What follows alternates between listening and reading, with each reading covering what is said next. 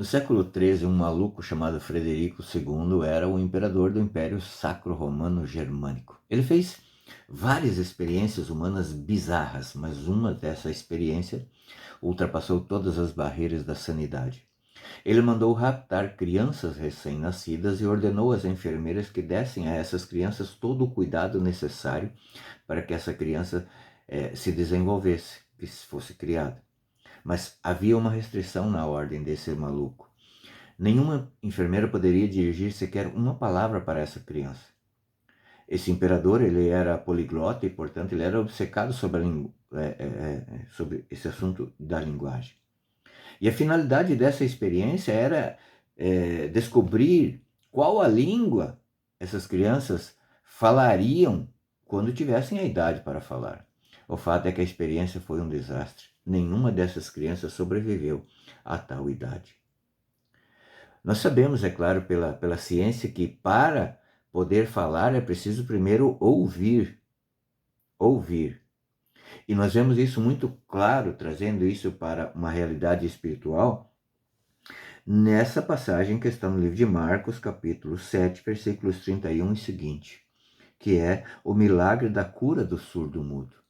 Veja, Jesus está no território dos pagãos, o que significa dizer que Jesus vem até nós no nosso pecado, onde nós estamos no nosso pecado, ele nos encontra no nosso pecado. E ele vem. Sabe, o Pseudo Crisóstomo vai dizer, e aqui nós temos Tomás de Aquino parafraseando Pseudo Crisóstomo, dizendo que a natureza humana, por conta da transgressão de Adão, caiu em grande sofrimento, sofre muitos danos e sentidos. Cristo é a perfeição humana. E por isso veio para sarar não só o nosso corpo, mas principalmente a nossa alma. Principalmente a nossa alma. Então Jesus está no território pagão. E ali apresentam para ele então um surdo-mudo. Olha a importância também da intercessão. As pessoas que intercedem, que pedem a cura para Jesus. E aí nós temos, por exemplo, vários santos, inúmeros santos a quem a gente pede essa intercessão. E sobremaneira a Nossa Senhora, que é a nossa intercessora para com seu Filho Jesus Cristo. Olha o poder da intercessão. Então Jesus chama à parte esse surdo-mudo, né? Vai dizer aqui, o Jesus tomou a parte de novo e pôs-lhe os dedos nos ouvidos e tocou-lhe a língua com saliva.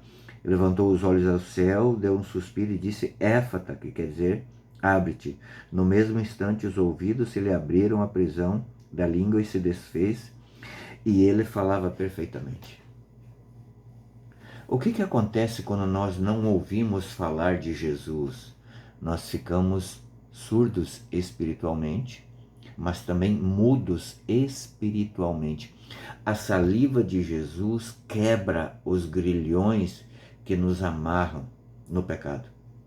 A saliva de Jesus, a palavra de Jesus, né? Jesus palavra, quando chega até nós, ela quebra os grilhões do demônio. Ela dá uma clareza à nossa alma. Nós passamos a ver de uma forma diferente, porque essa palavra vem com a ação do Espírito Santo. Então nós começamos a ter o discernimento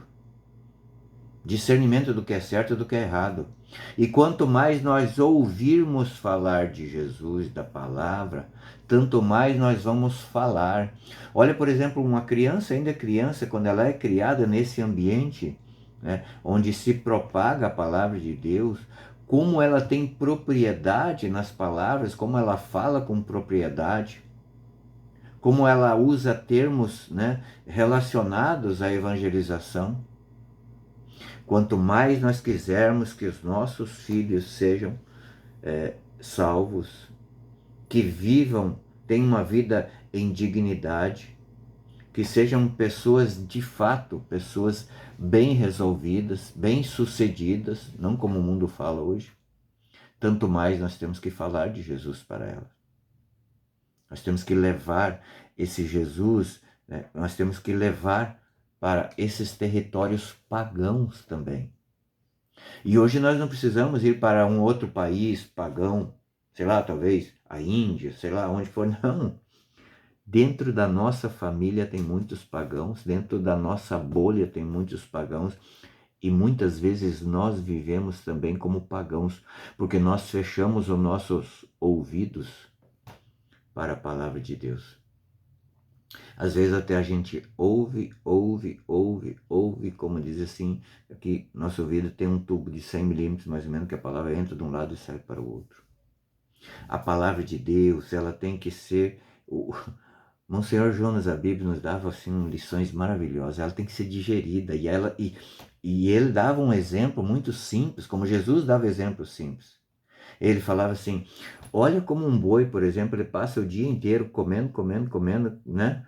Mandando capim para dentro do bucho, mas quando ele para, aquilo volta na boca e ele remói tudo aquilo, então vai para o estômago. A palavra de Deus, ela não pode ser só chegar aos nossos ouvidos.